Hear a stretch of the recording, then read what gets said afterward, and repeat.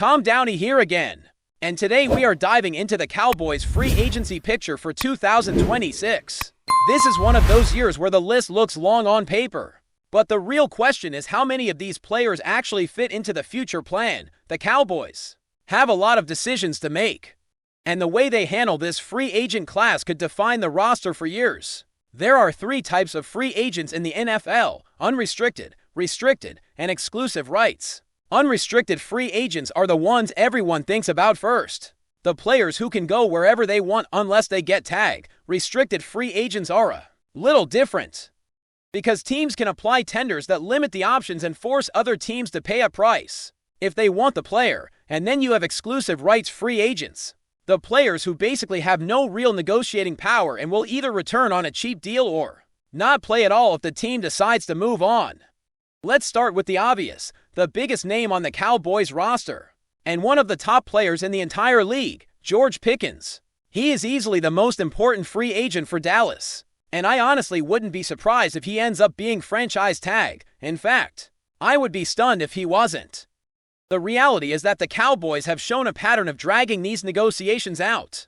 They love to wait until the deadline, let everything play out, and then make a decision at the last possible moment. That is not ideal for a player of Pickens' caliber, because it limits his flexibility and creates uncertainty for the team. Now, I'm not saying they won't get a deal done. I think they will.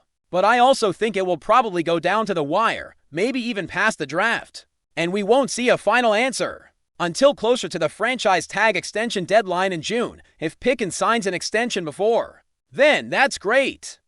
If he ends up playing on the tag, that is something I would rather avoid. Playing on the tag can be a short-term solution, but it ties up cap space and doesn't give the team the long-term security they need. Still, the Cowboys have a history of making these deals late, and I fully expect them to keep that trend alive. So the question is simple: will they get it done or not? I want to hear what you think. Is it a yes or a no? Let me know in the comments section, because this is going to be one of the biggest storylines of the offseason. Moving on from Pickens, let's talk about the running back situation. Miles Sanders is another free agent, and he had a solid season, but he never really looked like the game-changing back the Cowboys hoped he would be. He had one big run before he got hurt, and after that, his impact was limited. With the emergence of Malik Davis and Jaden Blue, the Cowboys might feel like they can replace him without missing a beat.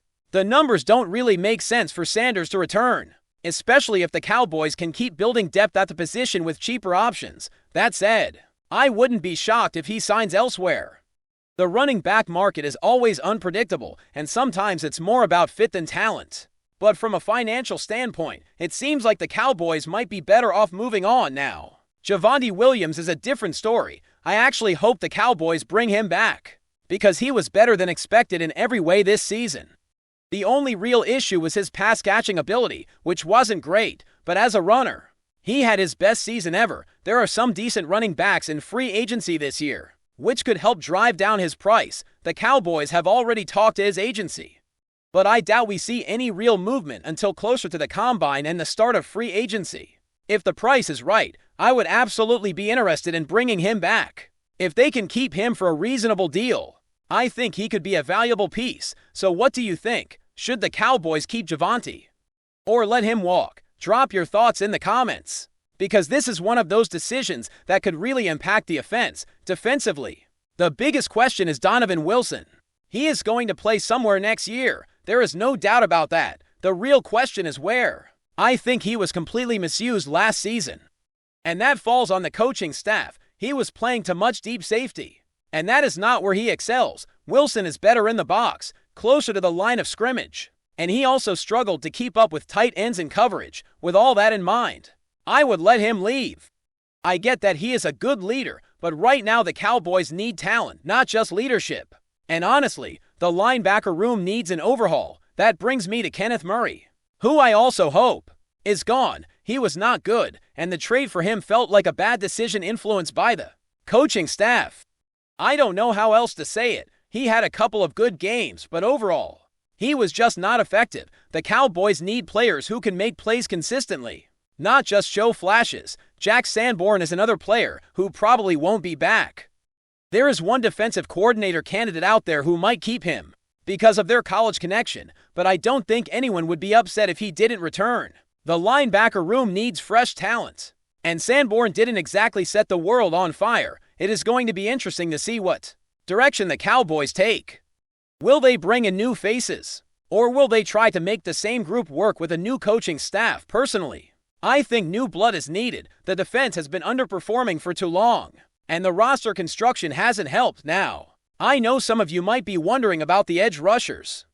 Dante Fowler did not do much this year, and it was pretty clear he didn't mesh well with the coaching staff. I wouldn't be surprised if he returns on a cheap deal under a new defensive coordinator, but I also wouldn't be surprised if he leaves and goes somewhere else. Sometimes players just don't fit, and it seems like that might be the case here. Sam Williams is another name that has been discussed, but he has not shown anything in the last 3 years. The coaching staff might have liked him, but the production just hasn't been there. It is hard to justify bringing him back when the team needs players who can make an impact immediately. Peyton Turner is another interesting case. He was a former first-round pick, but he did not play this year due to injury. He was activated late in the season but never actually returned to the field at this point. I don't see a reason to bring him back. The Cowboys need players who can stay healthy and contribute. If Turner can come back and play, great, but the track record is not encouraging. On the other hand, I do hope Jadeveon Clowney is back. Clowney was one of the few bright spots on the defense this year. He made plays, he brought energy, and he was a difference maker. The question is always the same with him: when does he want to sign, and for how much?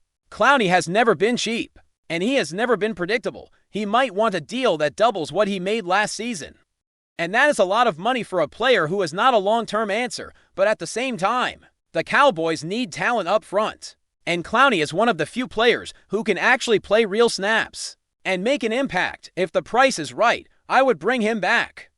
He is the obvious internal option, and I think he would help stabilize the defensive line.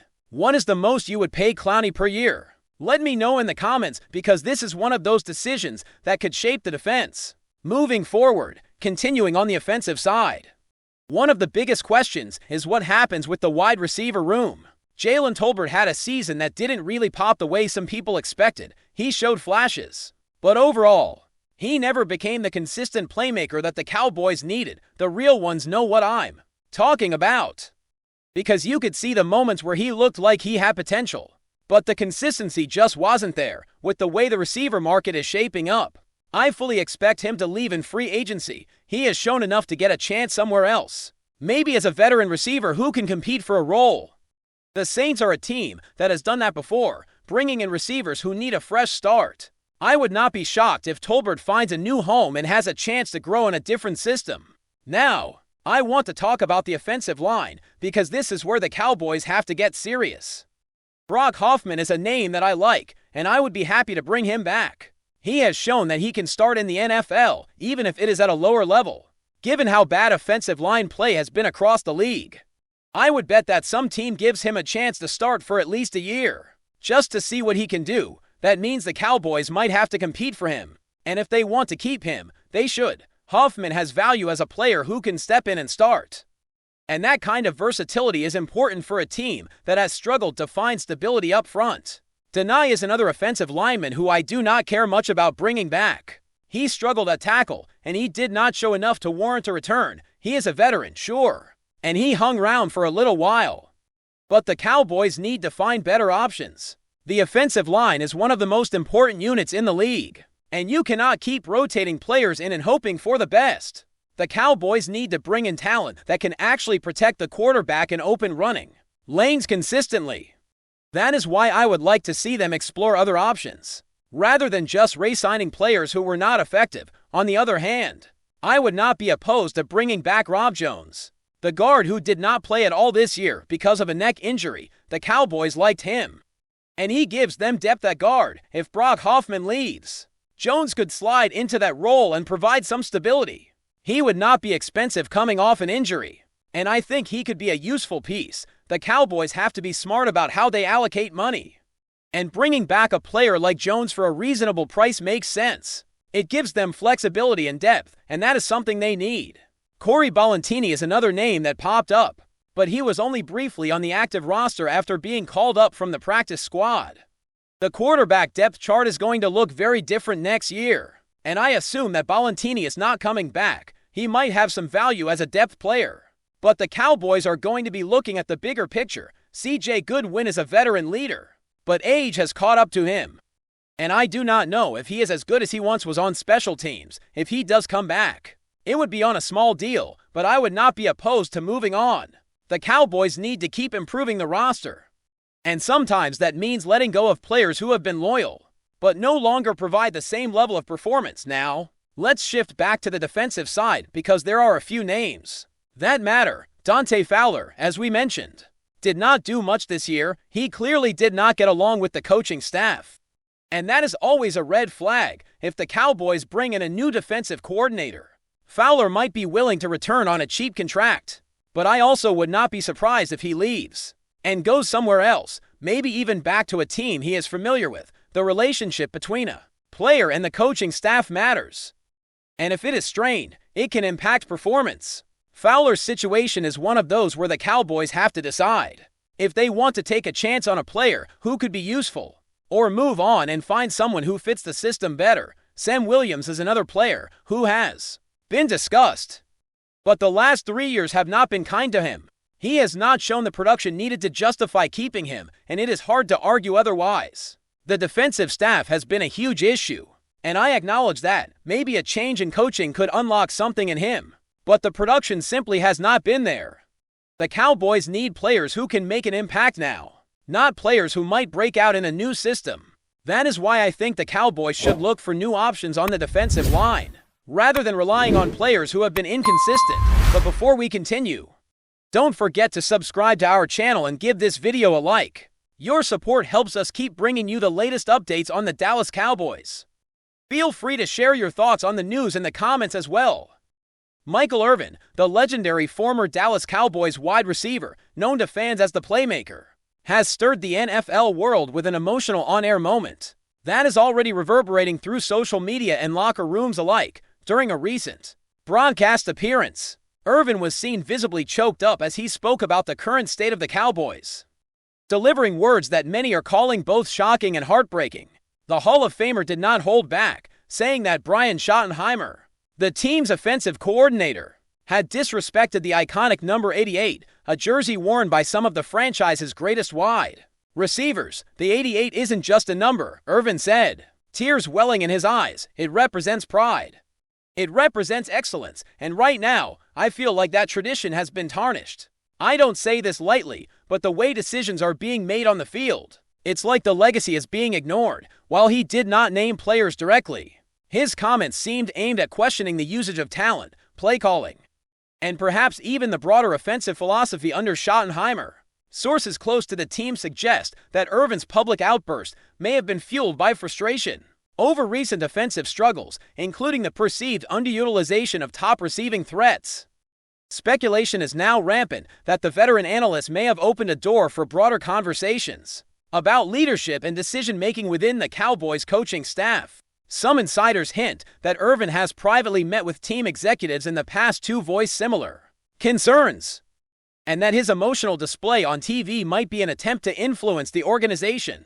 From the outside, fans have already taken to social media to express a mix of support and debate, with hashtags invoking the number 88 trending within hours. Analysts are dissecting every nuance of Irvin's statements, wondering whether this could be the start of a shakeup in how the Cowboys manage their offense, or if it's simply the passionate words of a Hall of Famer protecting the legacy of a franchise icon.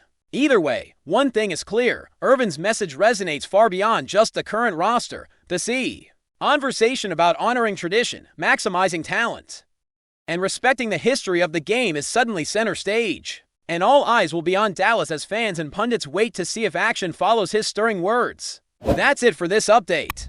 If you enjoyed the video and want to keep receiving exclusive news about the Dallas Cowboys, please subscribe to our channel and give this video a like. We always look forward to your comments and opinions.